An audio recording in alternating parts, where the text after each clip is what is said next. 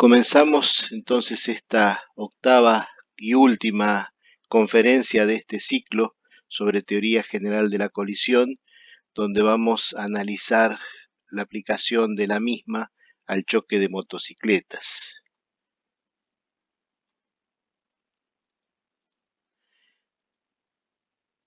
Lo que vamos a ver en este caso son algunas aplicaciones a la teoría general de la colisión a partir de poder definir una suerte de EBS, de velocidad equivalente de barrera, de la moto en el choque frontal de la misma, del mismo modo o de un modo muy semejante al que hemos definido en términos teóricos y con cierta reminiscencia a la forma práctica de determinarlo. Antes de entrar en materia, necesitamos aclarar algunas singularidades de las motocicletas, sobre todo en su comparación con los automóviles. La primera de ellas es que es un vehículo articulado, es decir, la rueda delantera tiene un grado de giro muy importante, por lo tanto, en los choques frontales, frontolaterales, el vehículo colisionado, el vehículo metido, un automóvil en general, provoca un esfuerzo de rozamiento, de deslizamiento en el sentido del eje transversal de avance de la moto, pero esto no se va a manifestar como una rotación, como es el caso del automóvil, lo que llamamos el fenómeno de sideswipe, justamente debido a que esta rueda puede girar y entonces no transmitir todo el momento de la velocidad por el contacto de fricción entre la rueda delantera de la moto y el lateral del vehículo en movimiento, y esto, digamos, con lo cual no son aplicables ninguna de las teorías al respecto. Es necesario decirlo, aunque sea obvio, que es un vehículo inestable, que en general ni rota ni derrapa, es decir, no hace trompos, no hace derrapes. Si bien se puede hablar de un derrape de la moto, es la fase previa al vuelco. La respuesta normal de una motocicleta en un siniestro es la caída, el vuelco de 90 grados sobre uno de los laterales. También puede darse una rotación en el plano vertical, con un efecto de catapulta hacia adelante, pero esto ya tiene mucho que ver con la alta velocidad y con el punto de contacto. La inestabilidad de la moto es una cuestión importante a tener en cuenta cuando se analiza un choque, porque no es sencillo estimar los movimientos post-impacto de la motocicleta en esta fase en la cual está derrapando y volcando. No es el caso del derrape de un automóvil, no es tampoco un deslizamiento, es un fenómeno mucho más complejo. Se lo suele simplificar asimilándolo a un deslizamiento, inclusive hay coeficientes, pero esos coeficientes son muy bajos comparados con los neumáticos del auto y tienen que ver que derivan fundamentalmente del contacto de elementos metálicos y plásticos, pero fundamentalmente metálicos como las puntas de los pedalines, del manubrio en contacto con el pavimento. Eso deja marcas intermitentes, no fáciles de evaluar, y las relaciones de contacto, el factor de desaceleración promedio en el deslizamiento lateral de una moto sobre el pavimento es inferior a 0,25 en la inmensa mayoría de los casos, ¿no es cierto? La última aclaración o la última consideración es que cuando la moto es colisionada lateralmente, funciona como un híbrido. Por un lado puede ser vista como un choque de vehículos, el automóvil, el automotor que la embiste con su masa, y del otro lado la motocicleta con la masa propia de la moto más la de los tripulantes, y por otro lado, visto desde el punto de vista del tripulante, como una suerte de atropello peatonal. Es decir, bajo ciertas condiciones, el cuerpo del motociclista sale despedido como si fuera un peatón que estuviese sentado en una silla alta, realiza un movimiento de proyección que tiene una fase en el aire y una segunda fase de rodado y deslizamiento en el piso, igual que en el caso de un peatón atropellado, y tiene lesiones cuya biomecánica tiene que ver con la dinámica del atropello. Es decir, puede verse simultáneamente como un choque de vehículos y un atropello peatonal. Y esta es una condición importante porque es un punto de vista, un modo de abordaje del análisis de una colisión lateral de motos, inclusive no lateral, también frontal. En las motos es aplicable el principio de conservación de la cantidad de movimiento, el choque de motos y automotores. Es decir, por la naturaleza de la moto y los tripulantes, son cuerpos que pueden asimilarse casi sin error o con un mínimo error al criterio de masas puntuales. Es decir, aquí no hay que hacer ninguna corrección. Inclusive en el caso del automóvil, como en general la masa es bastante mayor que la de la moto, incluida los tripulantes de las motos, también puede ser considerado como masa puntual en el análisis.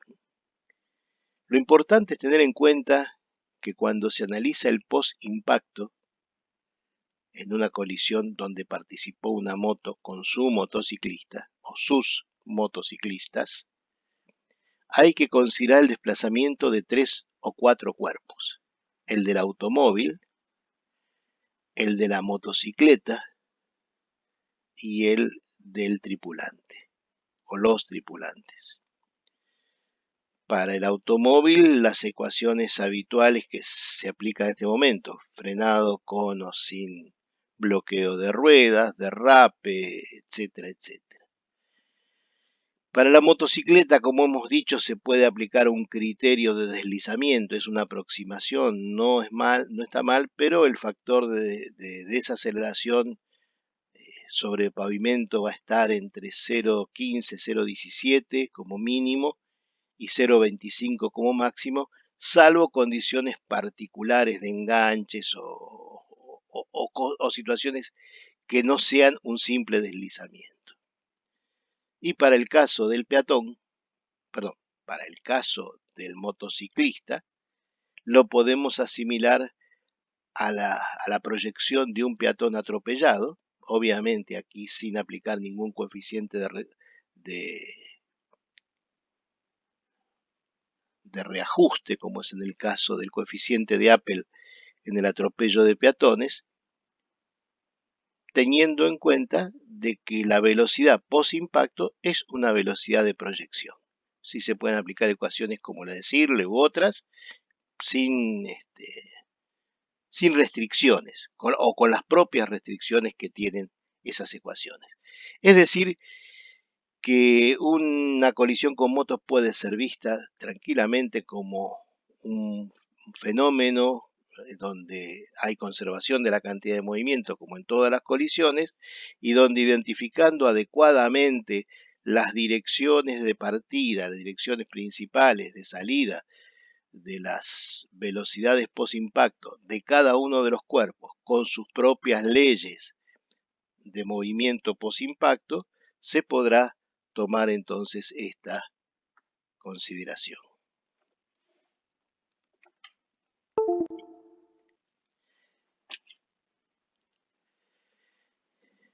Lo que nosotros vamos a analizar en esta conferencia, en esta clase, es el choque frontal de motocicletas.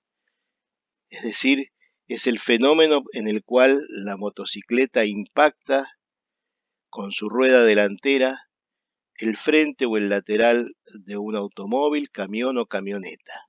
Es decir, siempre choca contra un cuerpo de mayor masa que el de la moto. Es la primera condición que tenemos que tener en cuenta.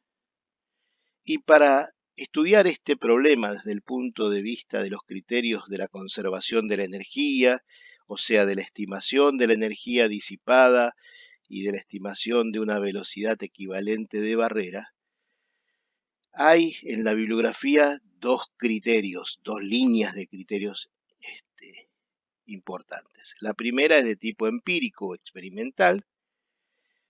Hay varios trabajos importantes. Quizás el más significativo sea el trabajo de Schaper y Grandel del año 1985, que es un análisis integral en base a experimentos, obviamente, de colisiones de motos y motociclistas contralateral de automóviles.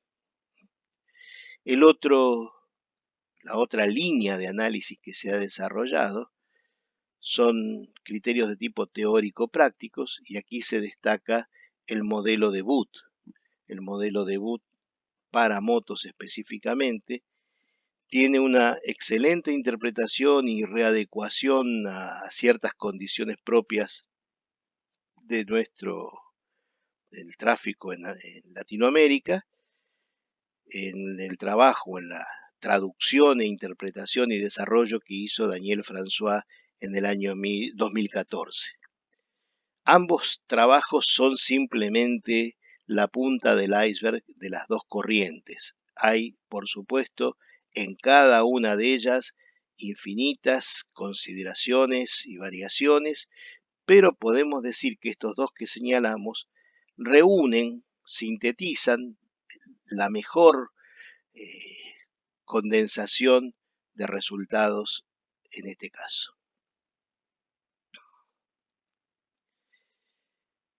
Los análisis tienen límites, como todas las cosas, y en el caso de las motos, esto, digamos, es particularmente importante. Por un lado tenemos colisiones frontales de alta velocidad, donde el elemento clave que vamos a ver es la deformación del sistema delantero, de la estructura delantera, digamos, que tiene la dirección del eje delantero, obviamente el sistema de freno, a través de un sistema de horquilla con dos barrales y un manubrio, y lo que se produce aquí es una deformación de la horquilla que hace que la rueda delantera se desplace hacia atrás en términos relativos de la moto, hasta como límite contactar con el cuadro motor y demás elementos, digamos, que componen el cuerpo estructural de la moto. Y este sería el límite máximo de análisis que podríamos aplicar. Por el otro lado, por el lado de la baja velocidad, tenemos colisiones de muy baja velocidad que producen daños relativamente menores en la carrocería del vehículo, y que en el caso de la motocicleta presentan muy pequeños daños sobre la horquilla, sin una deformación de la misma. Lo que hay son golpes sobre las coberturas de las suspensiones, pueden romperse las cubiertas, en fin, cuestiones que no hacen a una alteración de la estructura de la motocicleta. En este caso lo que podemos decir es que la motocicleta, estructuralmente el sistema delantero de la horquilla, trabajó bajo una condición de funcionamiento puramente elástico, hubo una deformación transitoria recuperada totalmente. Estos dos criterios encierran lo que se puede analizar. Cuando las deformaciones son inferiores a esto, o sea, no hay ni siquiera el más mínimo atisbo de deformación y daño sobre la horquilla.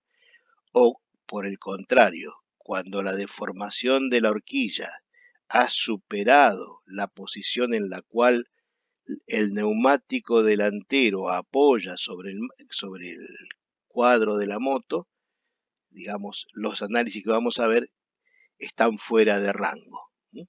Y habrá que aplicar otros criterios. Habíamos mencionado a Schapper como el representante, digamos, más preclaro de la corriente empírica o de la corriente experimental. Los datos de Schapper, los ensayos de Schapper y sus resultados tienen que ver todos con problemas específicos de la geometría del contacto. Por un lado, la posición del motociclista, el parámetro fundamental para determinar la severidad del impacto en el caso de Schapper es un parámetro de lesión en la cabeza, el Head Injury Criterion o HIC. Este es un parámetro técnico utilizado en la biomecánica para determinar un índice de lesión en la cabeza. El límite es 1000, históricamente se ha reducido a 700, como el umbral a partir del cual empiezan a haber lesiones de tipo contusiones cerebrales con derrames subdurales y subaracnoides, o sea, por debajo de las membranas del cerebro. O sea, 700, un HIC de 700 o de 1000 antiguamente indicaban el límite entre lesión grave y no lesión o lesión menor. Partiendo de la posición del motociclista, que tiene que ver con su talla, en fin, también tiene que ver con la envergadura de la moto, el rodado, en fin, una serie de cosas, Schapper lo primero que establece es una escala de altura de la cabeza respecto del piso, una variación de este valor, según el eje de la cabeza en la dirección de avance de la moto. Y eso se va a traducir en tres tipos de impacto, ¿no es cierto? Un impacto, digamos, cuando el más elevado daría como resultado un impacto de la parte superior del casco contra el parante horizontal del techo del vehículo.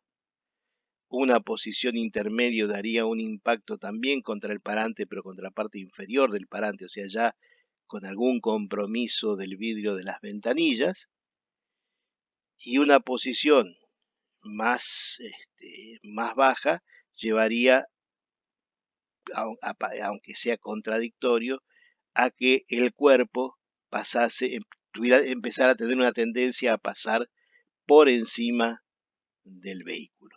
Esto tiene que ver con que en el momento del impacto, como hay una gran desaceleración, cuyo punto de aplicación está a la altura del eje delantero, o sea, por debajo del centro de gravedad de la moto y del motociclista, el motociclista se desprende de la moto y tiende a volar por encima de ella.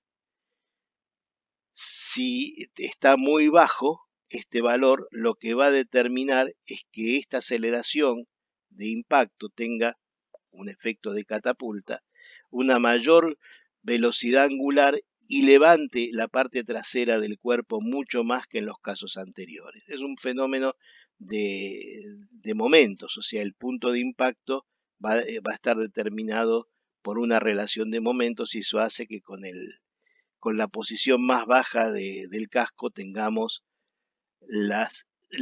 digamos, el punto de contacto de la cabeza con el lateral del auto más alto.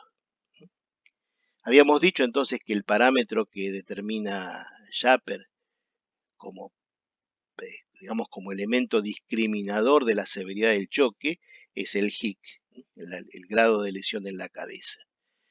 En este gráfico que estamos presentando aquí, digamos, las barras hasta el nivel negro son el número 1000, el HIC igual a 1000, o sea, el límite de lesión o no lesión.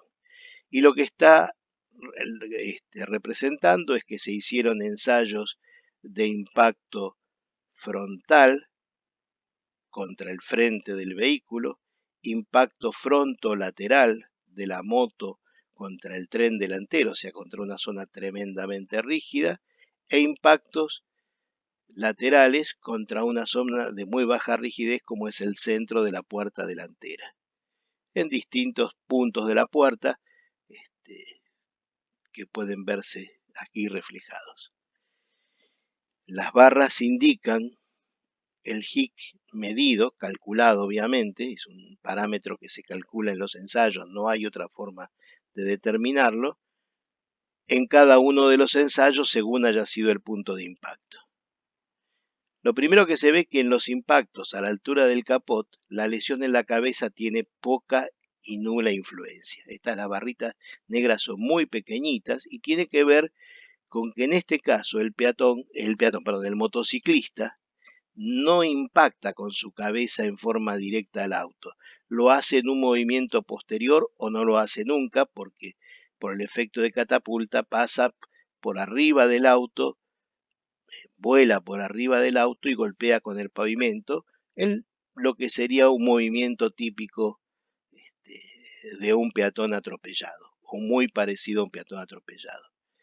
Pero como hemos visto, cuando el choque es lateral, a la altura de la puerta, la altura del techo genera una barrera para la cabeza y va a determinar que según sea la posición, a velocidades de entre 50 y 70 kilómetros por hora, tengamos valores de HIC de valores de hasta 2500, 2700 en algunos casos. Sobre todo cuando el choque se produce contra el pilar, digamos, contra una zona relativamente rígida, pero también tiene que ver con esto.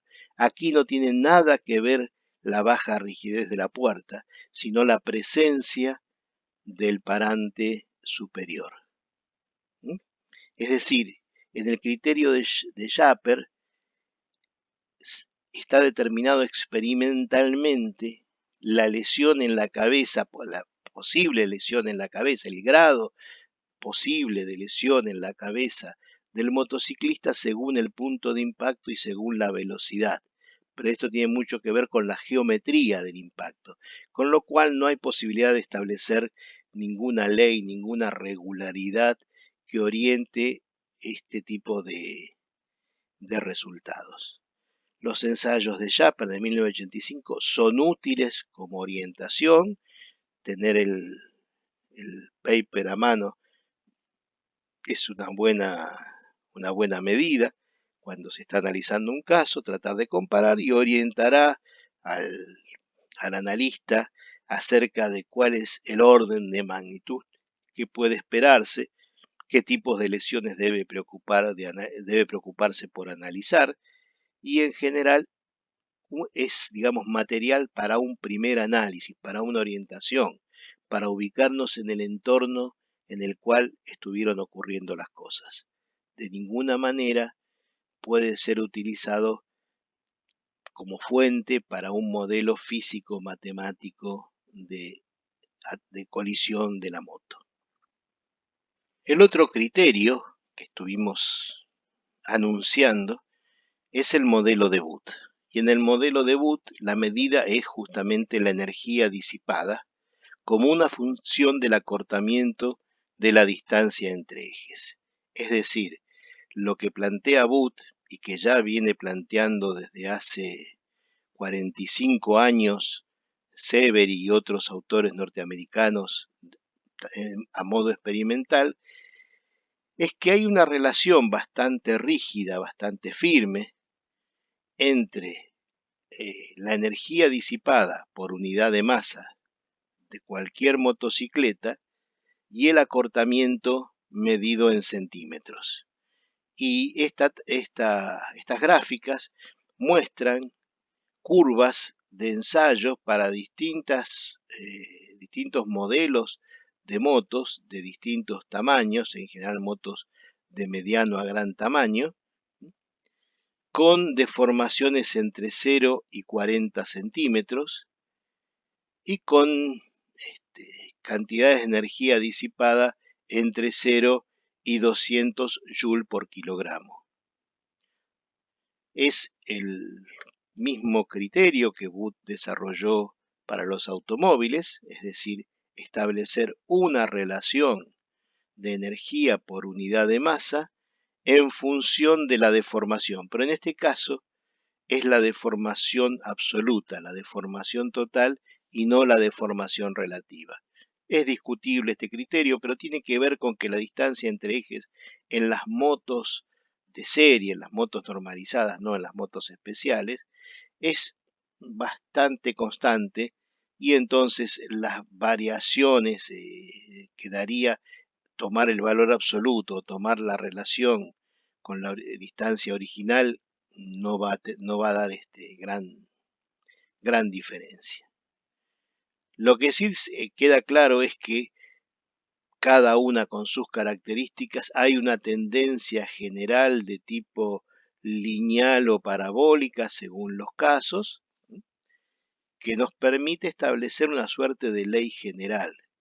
El acortamiento de la moto es una indicación de la energía específica, de la energía por unidad de masa. Y como la energía por unidad de masa es igual al cuadrado de la velocidad dividido 2, es un simple, digamos, la consecuencia de despejar términos en la ecuación de energía cinética, podemos decir que la EBS de la moto es una función del acortamiento.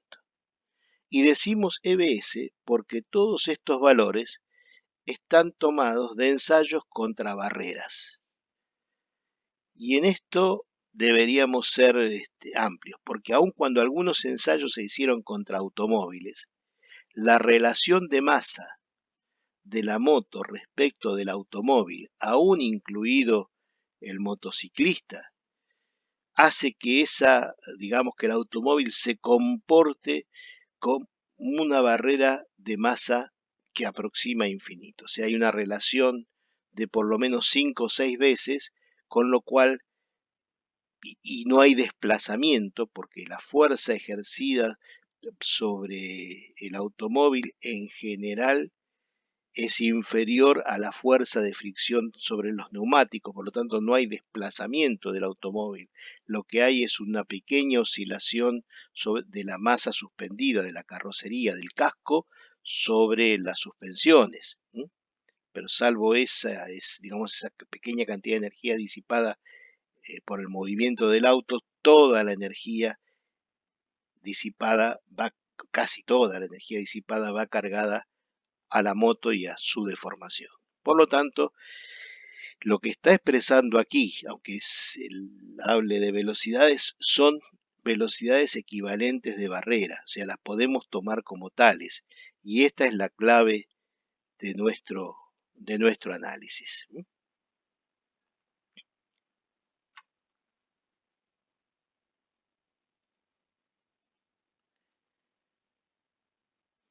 Hemos mencionado el trabajo de Daniel François. Daniel François, un ingeniero uruguayo que tiene una especial dedicación por estudiar a Wood, a sus modelos, por analizarlos, por comparar resultados con casos, con siniestros ocurridos en Latinoamérica, fundamentalmente en su país, en Uruguay, también algunos en Argentina, y tratar de establecer una correlación, o sea, de nacionalizar el criterio general de Wood a las condiciones nuestras.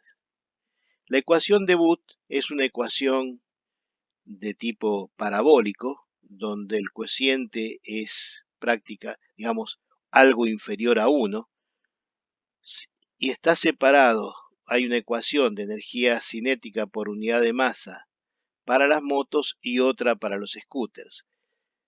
El formato es igual en ambos casos, una constante por, por el acortamiento más un décimo elevado a una potencia que en un caso es 1,98, o sea, casi 2, casi el cuadrado, y en el otro 1,81.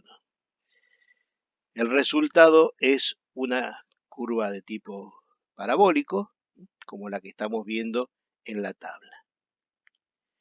Lo que analiza François con mucho éxito es qué pasaría si tomara para las motos y para las scooters como una sola unidad la ecuación de una recta que él propone de esta manera, un coeficiente, casi diríamos una ecuación de tipo de Campbell, ¿no? Un cierto valor por la deformación más una cierta constante, una suerte de velocidad sin daños, que podría marcar el límite inferior de funcionamiento elástico de la estructura delantera, de la horquilla. Lo que hace simplemente es comparar las tres funciones en esta tabla y ver qué diferencias en velocidad obtiene aplicando uno y otro criterio. Y lo que demuestra es que la máxima diferencia, el máximo error, es del orden del 5% para deformaciones de 0,25, pero que puede llegarse en los extremos de 10 centímetros y 40 centímetros, las diferencias son cero, o sea, ambas curvas son iguales. Es decir, la recta y la parábola son equivalentes en términos prácticos. Tengamos en cuenta las dificultades para medir la deformación, el acortamiento de la moto, que ya eso trae aparejado una carga de error importante. Por lo tanto, la propuesta de François es muy lógica, toma una ecuación mucho más sencilla de aplicar, la uniforma para motos y para scooters, obviamente es viable en deformaciones residuales iguales o menores a 40 centímetros, lo que habíamos hablado antes, el límite que tenemos que imponer a este criterio de análisis, ¿no es cierto? Después de eso no hay posibilidad de desarrollar esta teoría. Bien, lo que tenemos entonces, esto que François llama velocidad, es la velocidad equivalente de barrera. ¿Cómo aplicarlo? Como cualquier otro caso. Vamos a aplicarlo contra un automóvil, contra un camión. El camión tendrá su masa, la moto tendrá su masa. Podremos explicar que la masa de la moto por la EBS de la moto calculada de esta manera es igual a la masa del camión o la masa del automóvil por la EBS de la moto, por la EBS del camión. Y de esa manera calcular un valor muy difícil de obtener porque en general esas deformaciones son laterales, es decir, están en las zonas menos recomendables para aplicar teorías de energía disipada por deformación, y por otra parte son deformaciones muy pequeñas, porque las masas del automotor y más aún del camión respecto de la moto con sus tripulantes son muy superiores. Es decir, tendremos un caso frecuente de masas disímiles donde conocemos la EBS de la moto. Si lo que nos interesa es calcular la velocidad de impacto de la moto, podemos hacer la simplificación de que el colisionado es una barrera de masa infinita y igualar la velocidad absoluta de impacto con la velocidad equivalente de barrera calculada con el acortamiento. Recuerden ustedes que este valor es el acortamiento, o sea, es el cambio de distancia entre ejes, la diferencia entre la distancia entre ejes original de la moto y la que se mide en en el estado final, con la deformación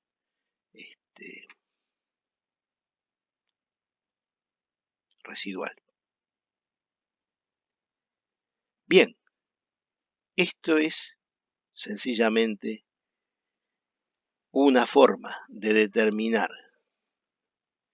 un parámetro EBS en las motos cuando colisionan frontalmente, que va a permitir aplicar la teoría general de la colisión como si fueran dos automotores. Las características aquí es que siempre o casi siempre vamos a estar en una situación de masas disímiles. Por lo tanto, esto hasta puede llegar a simplificar el, el, el análisis.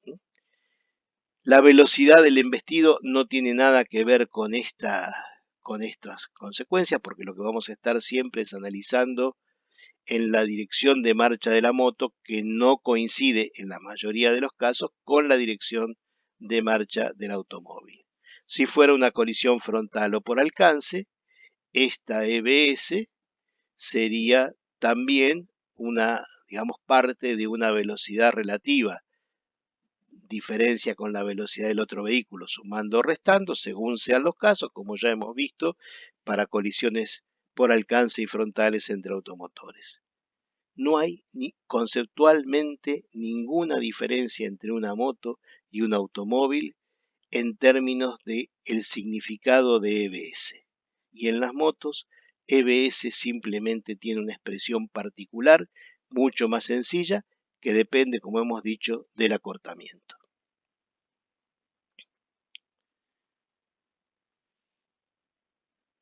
Velocidad de ensayo contra barrera SBS, lo hemos planteado ya. Lo que tenemos que medir es entonces el acortamiento entre ejes de la moto, válido para una contracción máxima de 40 centímetros, que con un acortamiento mayor el tren delantero se va a apoyar en el cuadro y entonces allí ya entran otros fenómenos de rigidez, ya es la rigidez del cuadro la que entra en juego, y como consecuencia de aplicación de las ecuaciones que vimos, la máxima EBS que se puede estimar en una moto es del orden de los 20 metros por segundo o 70 kilómetros por hora. Este es un poco el límite de aplicación de esta teoría. Fuera de estos rangos, tendremos que aplicar criterios, o sea, estará por encima de o por debajo de.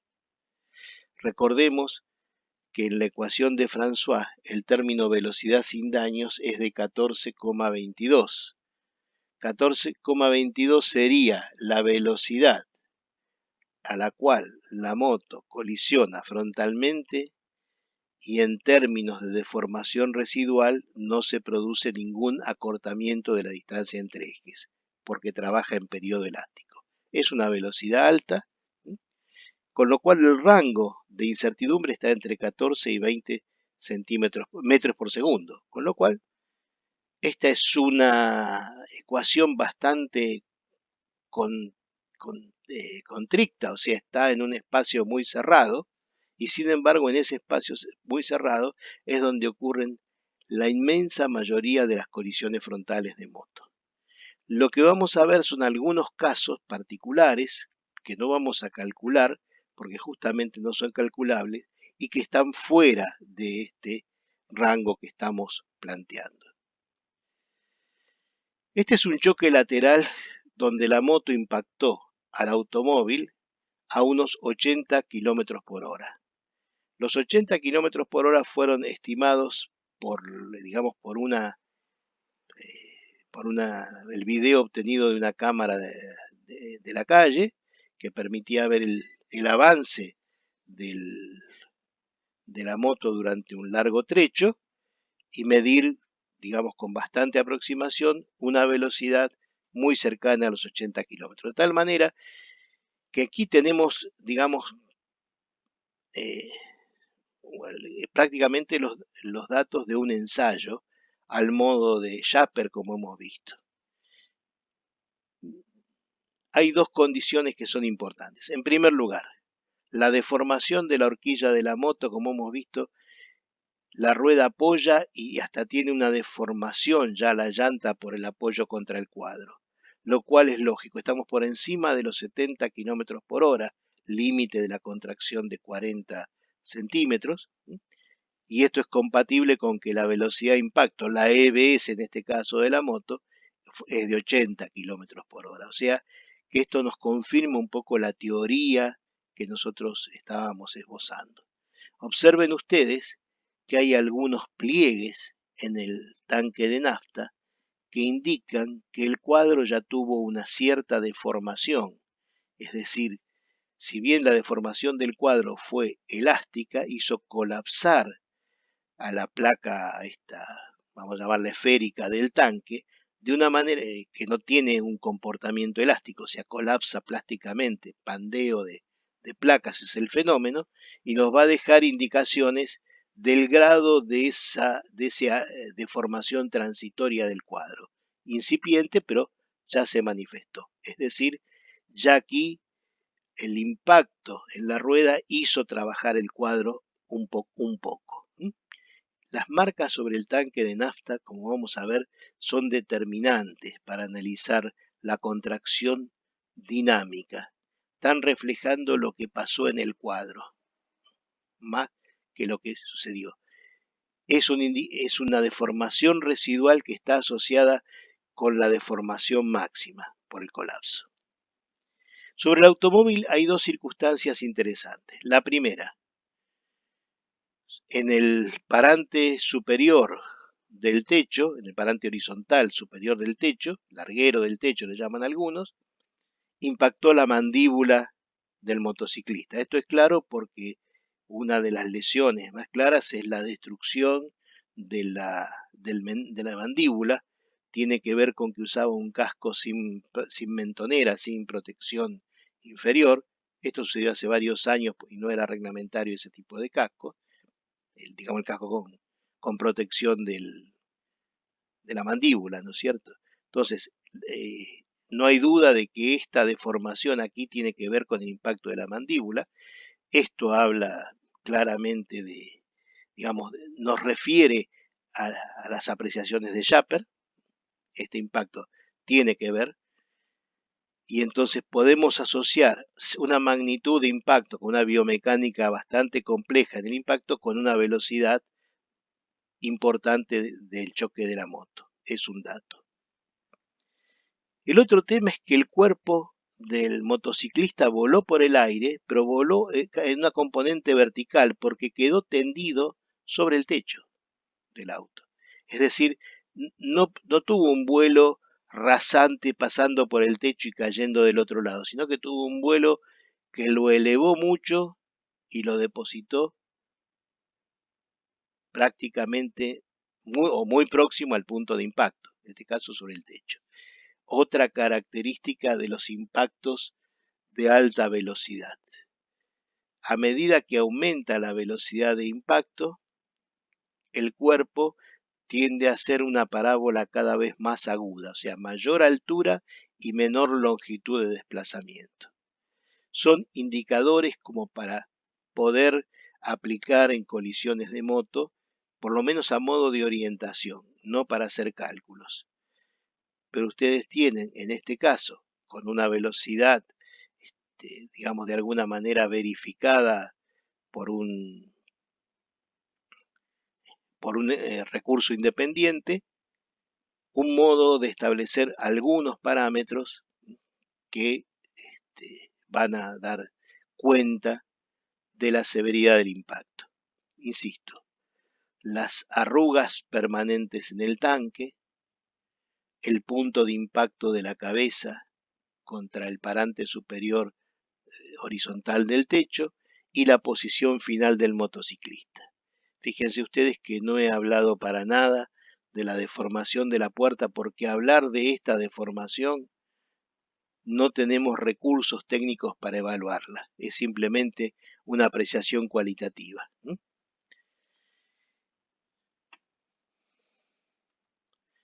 El otro caso es una colisión frontal, y en la colisión frontal Recuerden ustedes que la velocidad relativa de impacto es la suma de las velocidades de ambos vehículos. O sea que aquí la velocidad relativa está hecha por la EBS de la moto más la, la velocidad propia de marcha de la EBS propia del ómnibus. Esto nos va a dar un componente mucho mayor de velocidad de EBS que lo vamos a ver reflejado no solo en el repliegue de la horquilla ya apoyando sobre el cuadro, sino en la gran deformación del tanque de nafta. Este es el indicador por excelencia preferido para estimar las grandes velocidades de impacto. Cuando estamos por encima de los 70 km por hora de EBS, lo que podemos decir que estamos por encima y próximos o alejados según sea el grado de formación del tanque. Habíamos visto que en 80 km por hora en el tanque lo que había era unos pequeños abollamientos, unas pequeñas arruguitas. En este caso vemos que hay una deformación mayor y podemos decir con certeza que esta deformación, esta arruga del tanque, obedece a una EBS superior a 80 km por hora. Más que eso no podemos decir. O sea, supera aquello que lo supera con holgadamente, pero holgadamente podría ser pasar de 80 a 90. Tengan en cuenta ustedes que 80 son 27 metros por segundo y 90 son 32. La diferencia al cuadrado de esas velocidades nos va a dar valores terriblemente altos de variación de energía. Por lo tanto, no es de extrañar que tanta deformación se produjera con una velocidad de 90-95 kilómetros por hora. Lo digo en términos de estimación, ¿no? Pero seguro hemos pasado de los 70, hemos pasado de los 80 en este caso. He mostrado estos dos casos porque justamente es el modo en que podemos abordar el análisis de aquellos casos donde ya la ecuación matemática no es aplicable. O sea, no podríamos referirnos aquí al acortamiento de la distancia entre ejes porque es mayor de 40, o puede ser 40, porque aquí ya lo que hubo es una deformación del cuadro, o sea, es muy rígida la llanta y entonces deformó mucho el cuadro. Esto habría que hacer un análisis muy detallado que no está a la altura del analista, ¿no? El otro tema es que obviamente también el motociclista vuela hacia arriba, pero como el vehículo es muy alto, el impacto se produce, como ven, contra el parabrisas, y aquí está perfectamente marcada la posición de la espalda y posiblemente el glúteo del motociclista, que pega aquí y rebota y cae en esta posición.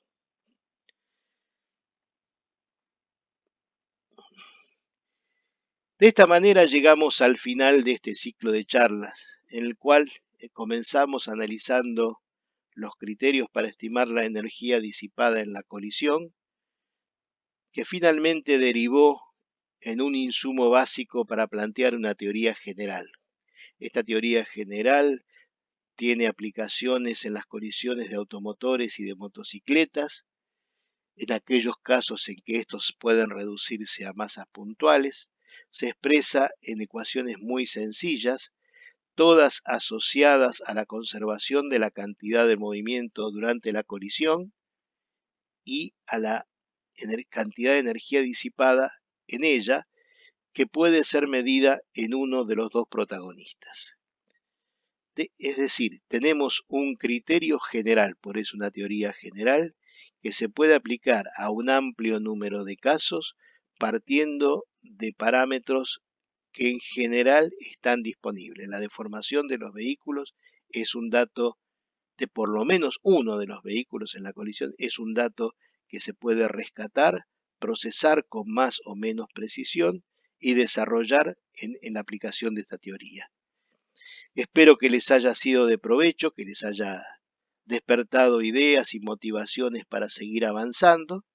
Como todas las cosas, lo que viene ahora para ustedes es un proceso de práctica permanente, intensiva, de aplicación de esta teoría, de enfrentarse a los problemas que tiene la aplicación de la teoría y tratar de resolverlos, para lo cual cuentan con el material que hemos distribuido, con las ideas que hemos discutido, los ejemplos que hemos presentado y también con las consultas que pueden hacernos en cualquier momento en que se les presente alguna duda.